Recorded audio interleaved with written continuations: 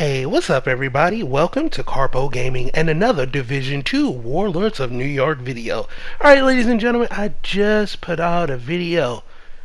Ubisoft and Massive put out a tweet today letting us know that the maintenance would be here and it brings a lot of fixes for glitches and stuff like that and some quality of life fixes. They also gives us a little hint at what's to coming in update 8.5 title update. And what you're seeing right here is the Sawyer's Knee Pads. This is about to be the new best exotic in the game, at least in my opinion.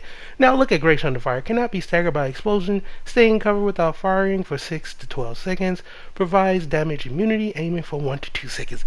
These things are about to change. There are huge, I mean huge exotic changes coming in title update 8.5.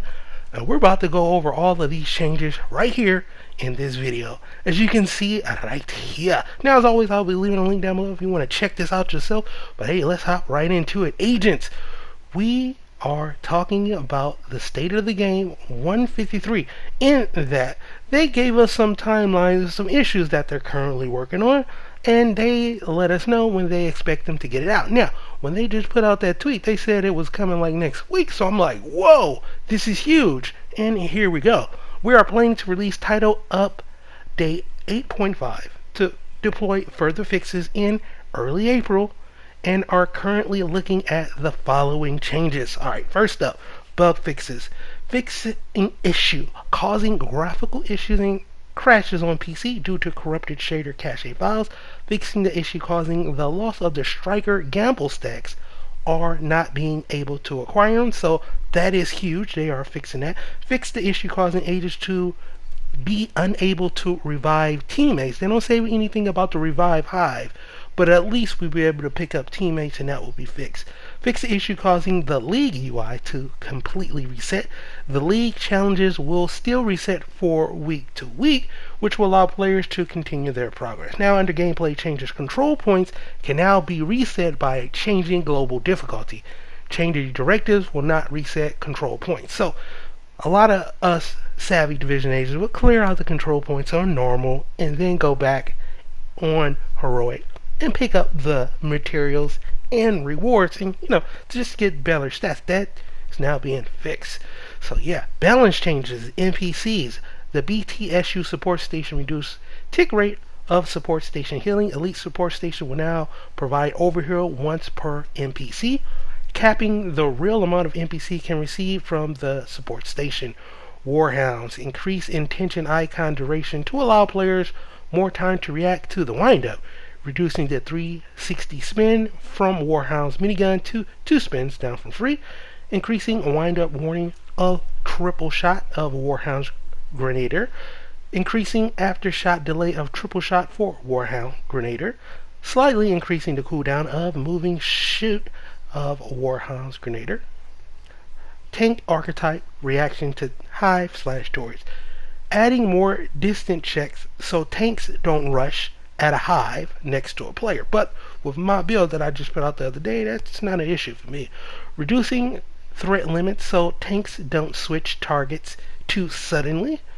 Outcast, Incendiary Molotov, reducing duration and tick damage slightly. Developer comment, grenades were very strong compared to other faction grenades and this will bring them closer in line. Pentagon Bosses, reducing drones helicopter health and damage, slightly reduced health and armor for Brenner, reducing Brenner's mortar damage and decreasing armor of John Archetype Figs. Under mortars, reducing damage of mortars in Coney Island, increased delay between UI warning and explosion damage for mortars in Washington National Zoo, and fixing general damage scaling issue with mortars. Under skills, assault turret, improve auto targeting of assault turret to better prioritize NPCs it can shoot and which are close to it. Assault drone, improve behavior to prevent the drone from being struck and improve the consistency of firing and pathing. Under poison status effects, reduce tick interval damage and duration, so hopefully you won't just get one shot by invisible smoke, which is always a good thing. Developer note, event with the damage reduction to enemy NPCs poison continue to be extremely strong. This nerf will alleviate this further. Excellent. Now, additionally, we are planning another update that is currently scheduled for a later time in April, but please keep in mind that we might need to adjust that schedule. We will keep you updated if there are any changes. Now, this was what prompted me to make this video, because I just want to just put this out there for anybody that don't have the Sawyer's knee pads to go farm them. And farm them right now, because they are about to be a beast. So for the exotic and talent changes, and it is quite a bit. First up, the Sawyer knee pads. It is being reworked. So right now, it cannot be staggered by explosions. It will increase the total weapon damage by 3% each second you are not moving. So you in cover for, you're good. Now this stacks up to 10 times, and stacks are not lost while moving. So with that mean, you get that total weapon damage by 3% each second you're not moving. So you go into cover, right? And once that stacks up to 10 times, you can get up and you have that buff. That is insane. This exotic will boost your damage up by so much. It is excellent.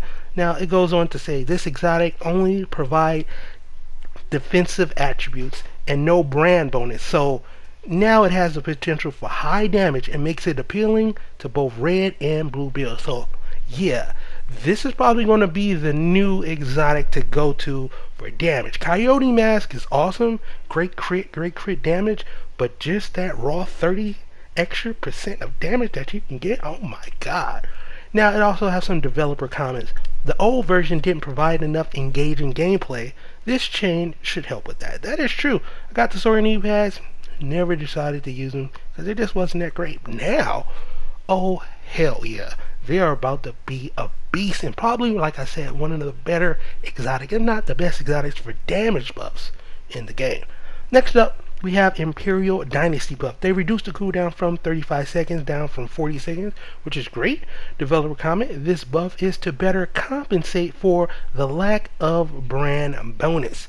So, you know, that's a beautiful thing. I rock the Imperial Dynasty quite a bit, and that extra 5 seconds will definitely help out. Next up, the Dodge City Gunslinger Holster. Reduced charge time from 30 seconds from 50 seconds. So you get a whopping 20-second reduction, which is excellent.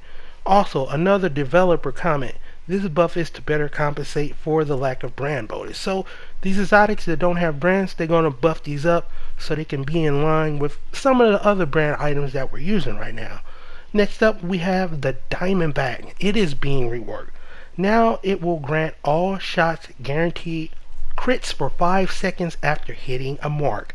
Developer comment. The Diamondback is underperforming, and this change should make this bonus a bit more exciting. Hopefully this will take out the M1A as the best rifle in the game, but we will see. Next up, we have the Merciless / Ruthless buff. Now with this, explosion damage increases from increases to 1,200% up from 900%. That is freaking huge, if I don't say so myself. Now next up, we have the tag team that is being reworked. Now with this, the last enemy you have damaged with a skill is marked. Dealing weapon damage to that enemy consumes the mark to reduce active cooldowns by 6 seconds. Cooldown 4 seconds. Does not consume mark if no skills is on cooldown.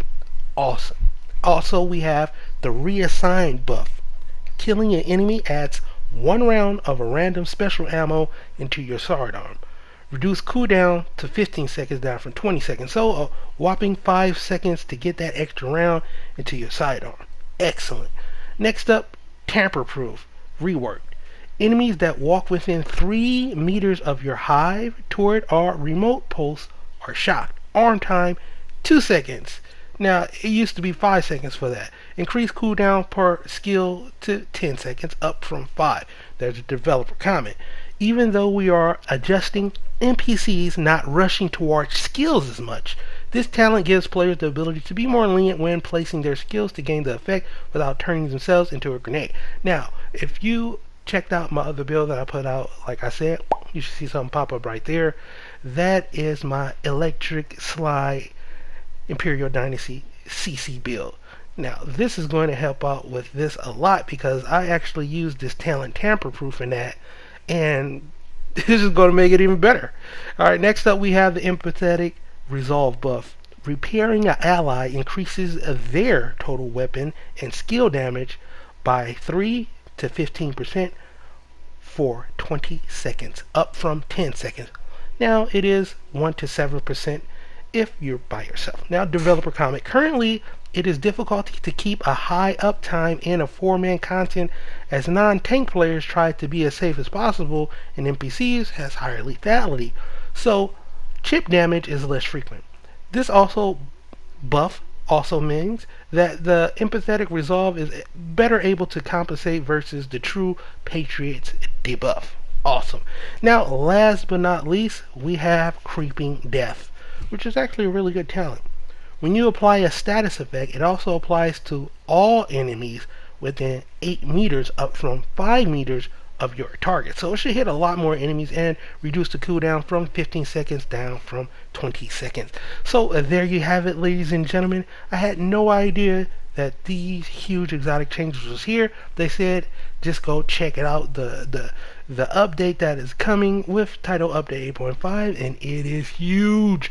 Man, those Sawyer knee pads is about to be beast. So yeah, I just wanted to get this out there, let you know title update 8.5 is coming. It's coming in April. They haven't gave us an exact date yet, but for all of you out there right now that don't have the Sawyer's exotic knee pads, go farm those bad boys because they are about to be a beast. So yeah, that's pretty much going in for the video, ladies and gentlemen. I hope you truly enjoyed it. Now, as always, if you are new to the channel, welcome. Don't forget to subscribe, and if you really want to help out the channel and help the community grow, you can do so by liking the video if you indeed like the video and leaving a comment down below. I listen and I answer to all your questions, so hit me up, say what's up, and I'll get to you back as soon as possible. Hope you and your family is doing well in these trying times. Have fun.